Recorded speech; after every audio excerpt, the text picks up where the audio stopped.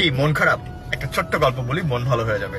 প্রচন্ড ঝড় হচ্ছে, মাঝ সমুদ্রে জাহাজ চূর্ণ বিচূর্ণ, সবাই মারা গেল, কিন্তু একজন মানুষ ভাগ্যক্রমে ভাসতে ভাসতে একটা দ্বীপে চলে আসলো। আসার পর প্রথম দিকে তার মন যথেষ্ট খারাপ। প্রতিদিনই সে সৃষ্টিকর্তার কাছে প্রার্থনা করতো, আল্লাহ কোনো একটা জাহাজ মিলিয়ে দাও, আমি যেন বাসায় যেতে পারি কোনোভাবে। একদিন যায়, 2 দিন যায়, মাস যায়, কেউ আসে না হেল্প করতে। একসময় সে নিজে কিছু কাঠ ঘর জোগাড় করে একটা ঘর বানালো এবং থাকতে শুরু করলো। কিছুদিন পর একদিন মাছ ধরে ব্যাক করার সময় সে দেখলো তার বাসাটায় আগুন জ্বলে গিয়েছে এবং পুড়ে ছাই। সে সৃষ্টিকর্তাকে বলল, আমার একটাই ঘর ছিল, তুমি এটাও কেড়ে নিলে। এভাবে সে সৃষ্টিকর্তার উপরে বিলাপ করতে থাকলো আর নিজেকে শেষ করার জন্য সমুদ্রের দিকে পা বাড়ালো।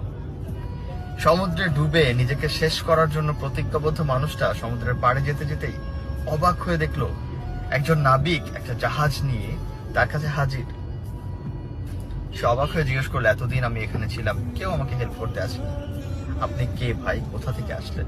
বলল, কিছু সময় আগে আপনি যে ধোঁয়া পাঠিয়ে সিগন্যাল দিয়েছেন, এর মাধ্যমে আমরা বুঝতে পেরেছি আপনি হয়তো বিপদে আছেন, তাই আমরা এখানে চলে এসেছি। মোরাল অফ দ্য স্টোরি, আমরা সবসময় মন খারাপ করি, মাঝে মাঝে চিন্তা করি সৃষ্টিকর্তার এই ডিসিশনটা হয়তো আমার জন্য পারফেক্ট ছিল না, কিন্তু কেন উনি এমনটা করলেন?